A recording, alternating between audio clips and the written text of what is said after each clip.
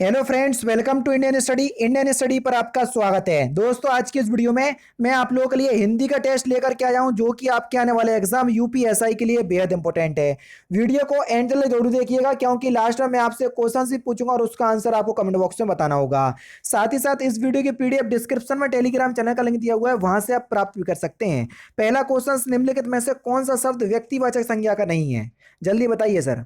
तो सही आंसर आपका क्या हो जाएगा सर? पहाड़। पहाड़ शब्द जो है वो एक जातिवाचक संज्ञा का है, व्यक्तिवाचक संज्ञा का नहीं है। चौथा ऑप्शन करेक्ट। सीधी उंगली से घी नहीं निकलता, इस लोकोक्ति का सही अर्थ क्या है? जल्दी बताइए सर, सिंपल है, आसानी से बता सकते हैं। सीधी उंगली से घी नहीं निकलता, इस लोकोक्ति का सही अर्थ है कि बहुत सीधा होने से काम नहीं चलता। तीसरा ऑप्शन बिल्कुल करेक्ट।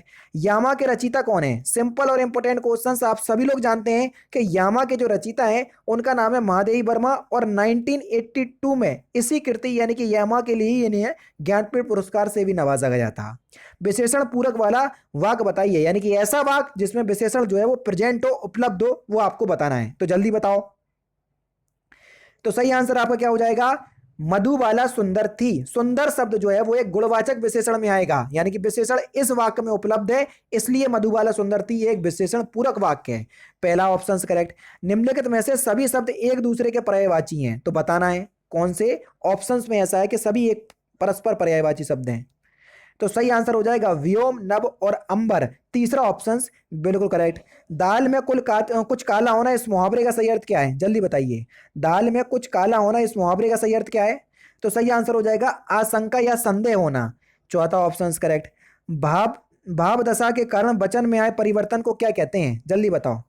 भाव दशा में के कारण वचन में आए परिवर्तन को क्या कहते हैं? वाचिक अनुभाव कहते हैं। और अनुभाव जो है ये एक रस का अंग होता है, चार अंग होते हैं रस के, ठीक है। दूसरा ऑप्शन बिल्कुल करेक्ट। ओस बिंदु चुग रही थी हंसनी, मोती उनको मोती जान। देखो, हंस जो है वो ओस को मोती समझ के कर रहा था, चुग रहा था, यानी कि उसका भ्रम हो गया, तो भ्रांतिमान अलंकार। सब कुछ पढ़ा चुका हूं, आओगे तो पता चलेगा।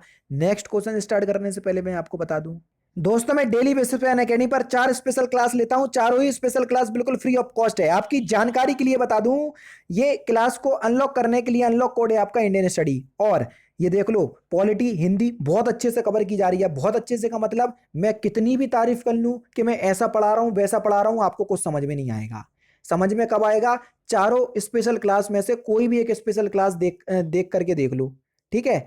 लेकर के देख लोगे तो आपको समझ में आ जाएगा सर।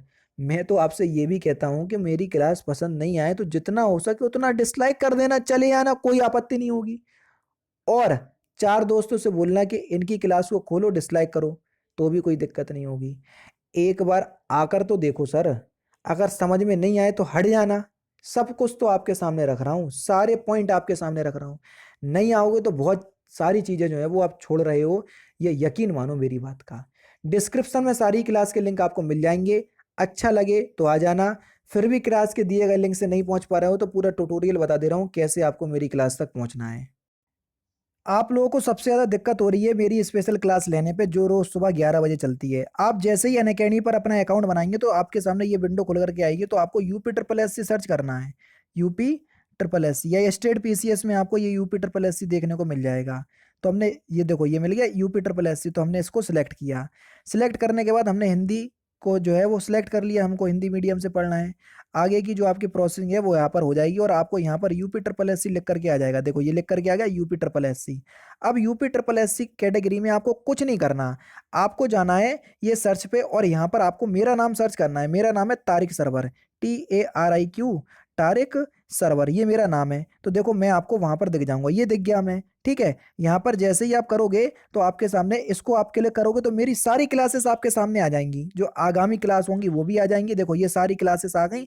अभी हाल ही में क्लास लेकर के हटा हूँ 37 मिनट पहले। तो आपको मेरी क्लास देखना है, सपोज करो यही वाली क्लास देखना है, तो मैंने क्लिक किया। तो अब क्या करना पड़ेगा सर? आपको क्लास अनलॉक करना पड़ेगी। जैसे ही मैंने आपको क्लास में किया तो अनलॉक कोड आपको मांगा है, तो अनलॉक कोड है आपका इंडियन स्टडी, जो कि हमारे चैनल का नाम है इंडियन स्टडी। कहीं भी कोई भी स्पेस नहीं है ये है, और इसको हमने अनलॉक कर दिया। अब आपके सामने क्लास अनलॉक हो गई। आराम से आप क्लास का लुफ्त उठाइए, और डेली बेसिस पे आपके पास नोटिफिकेशन भी पहुंच जाया करेगी। अब आपको समझ में अभी आ गया होगा सब कुछ, ठीक है। अब मिलते हैं, जैसे भी आपकी क्लास होगी आप उस तरीके से देख लीजिएगा, जैसा कि मैंने आपको बताया है। नेक्स्ट क्वेश्चन, कौन सा विलोम युग्म सही नहीं है? आराम से देखो और बताओ कौन सा विलोम युग्म जो है वो सही नहीं है। देखो, आपत्ति और विपत्ति दोनों एक दूसरे के संपूरक यानी कि समानार्थी शब्द हैं, तो यही दूसरा ऑप्शन जो है वो सही नहीं है। इनमें वर्तनी की दृष्टि से कौन सा शब्द जो है वो सही नहीं है? घनिष्ठ लिखा, ठा आएगा भैया, घनिष्ठ होता है घनिष्ठ, ठीक है, ठा आएगा। मिश्र वाक बताना है। जिन्होंने मेरी अनअकैडमी पर वीडियो देखी और वाक टॉपिक समझ लिया, जिंदगी में कभी कोई दिक्कत नहीं होगी। पहला ऑप्शन मिश्र वाक है, क्योंकि की से जोड़ा गया, ठीक है। ये कीवर्ड है भैया जो बताए हुए हैं, आएगा तो समझ में आएगी, वरना कुछ कह नहीं सकता। सियाराम स्वरूप अगाध अनूप विलोचन मीनन को जुलू श्रुति राम कथा मुख राम को रामू ये पुनु राम ही को थलू। तो आपको बताना है कि इसमें कौन सा रस है। देखो यहाँ पर राम की, सिया राम राम राम, इनकी भक्ति का वर्णन किया गया है, तो भक्ति रस है, ठीक है, चौथा ऑप्शन करेक्ट। कौन सा निजवाचक सर्वनाम है, जल्दी बताओ। तो सही आंसर हो जाएगा आपका स्वयं। स्वयं शब्द, आप शब्द, खुद शब्द, ये सभी निजवाचक सर्वनाम में आते हैं। अध्यापक ने कक्षा में गणित की परीक्षा ली, वाक कैसा है? अध्यापक ने, ठीक है, तो यहीं से पता चलिए कृतवाच्य है, दूसरा ऑप्शन करेक्ट।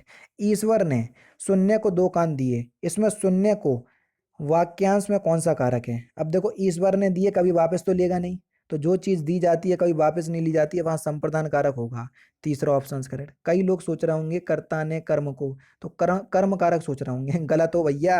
आओ समझो पहले कारक को कि कारक एक्चुअल में होता क्या है, नहीं तो ऐसे तो गलती करते होंगे। जिसमें हारा प्रत्यय नहीं है, पनिहारा होता है, पालनहारा होता है, लकड़हारा होता है, किस्मत हारा ये कोई नहीं होता। तो यहाँ पर चौथा ही ऑप्शन जो है इसमें हारा प्रत्यय नहीं है, चौथा ऑप्शन करेक्ट। यह हारा प्रत्यय से बना वाक नहीं है, वो वाक की दृष्टि से कौन सा वाक जो है वो सही नहीं है, यानी कि गलत है, जल्दी बताओ। रचना के आधार पर सरल, संयुक्त और मिश्र वाक होते हैं। अर्थ के आधार पर वाक्यों का वर्गीकरण बिल्कुल 8 प्रकार से किया गया है। उद्देश्य और विधेय वाक्य के आवश्यक अंग होते हैं, बिल्कुल होते हैं। क्रिया, उद्देश्य और नहीं भैया, क्रिया में उद्देश्य और कर्ता मैंने पढ़ा ही नहीं है, पहले चौथा ऑप्शन बिल्कुल करेक्ट। नीम का तत्सम शब्द आपको बताना है, नीम का तत्सम शब्द क्या होगा? तो नीम का तत्सम शब्द हो जाएगा आपका निम्ब, तीसरा ऑप्शन बिल्कुल करेक्ट। यहाँ पर आपको बहुब्रीहि समास बताना है कि बहुब्रीहि समास कौन सा है। भगवान के नाम आए, बहुब्रीहि समास में लगा दो। देखो भैया, चक्रधर, चक्र को धारण करने वाला शिव जी है मेरे ख्याल से, है ना, तो दूसरा ऑप्शन करेक्ट। करदम का आपको पर्यायवाची शब्द बताना है, करदम, करदम जो है ये कीचड़ का पर्यायवाची शब्द है, और कीचड़ का पर्यायवाची शब्द एक और है कीच, तो पहला ही ऑप्शन करेक्ट। सग वैसर शब्द में कौन सी संधि है, ठीक है, सग वैसर में आपको कौन सी संधि है ये आपको बताना है। तो सही आंसर हो जाएगा आपका यण संधि, दूसरा ऑप्शन जो है यहाँ पर आपका बिल्कुल क्या हो जाएगा सर, करेक्ट हो जाएगा, ठीक है। इसका जो संधि विकसित होगा वह होगा सखी प्लस ऐश्वर्य, ठीक है। नेक्स्ट क्वेश्चन, व्याकरण जानने वाले को क्या बोलते हैं? तो व्याकरण जानने वाले को बोलते हैं व्याकरण, तीसरा ऑप्शन करेक्ट।